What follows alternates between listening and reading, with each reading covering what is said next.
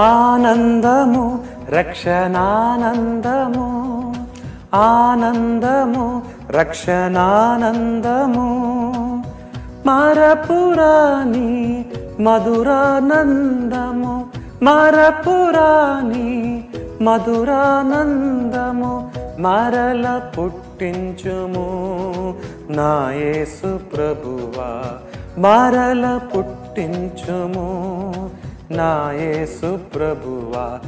ఆనందము రక్షణానందము, ఆనందము రక్షణానందము. హబక్కు గ్రంథం 3:18 చక్కని మాట మనం చూస్తాం. నేను యెహోవా యందు ఆనందించెదను, నా రక్షణకర్తైన నా దేవుని యందు నేను సంతోషించెదను. మనం చదివిన భాగంలో హబక్కుకు అనే ప్రవక్త దేవుణ్ణి ఆనందానికి కారకుడుగా పెట్టుకున్నాడు. సంతోషానికి ఆనందానికి చాలా తేడా ఉంది. కారణం ఏంటంటే సంతోషము సంభవాల్ని బట్టి కలిగేది. ఏదైనా కారు కొంటే మనకు సంతోషం ఉంటుంది, ఇల్లు కొంటే సంతోషం ఉంటుంది, లేక పెళ్ళైతే సంతోషం ఉంటుంది. కానీ అది కొన్ని రోజుల తర్వాత ఆ సంతోషం ఆవిరైపోతుంది. కానీ ఆనందం అనేది ఉందే, ఈ ఆనందము దేవుడే ఇవ్వాలి. దేవుడి నుండే మనం కలిగి ఉండగలం. అపోస్తలుడైన పౌలు ఫిలిప్పీ పత్రిక 4:8 అంటాడు, ఎల్లప్పుడూ ప్రభువునందు ఆనందించుడి, మరలా చెప్పుదును ఆనందించండి అన్నాడు. ఏమండి, పౌలు ఫిలిప్పీ సంఘానికి ఉత్తరం రాసేటప్పుడు సంఖ్యల మధ్యలో ఉన్నాడు, బంధకముల మధ్యలో ఉన్నాడు.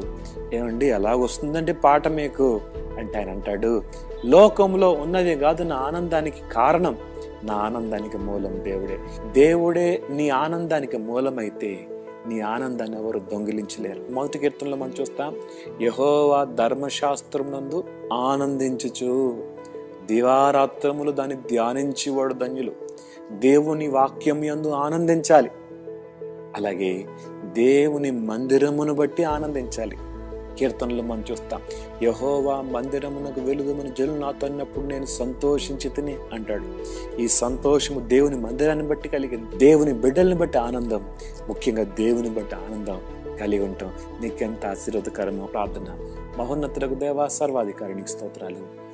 ఆనందాన్ని కలిగించేవాడు నీవే. ఇదిగో నీ రక్షణానందము నాకు మరలా పుట్టించమని కీర్తనగాడు అన్నాడు. విత్తబడ్డ మాటలు నీరు కట్టి ఫలింప చేయమని యేసు నామములో అడుగుతున్నాం తండ్రి, ఆమేన్.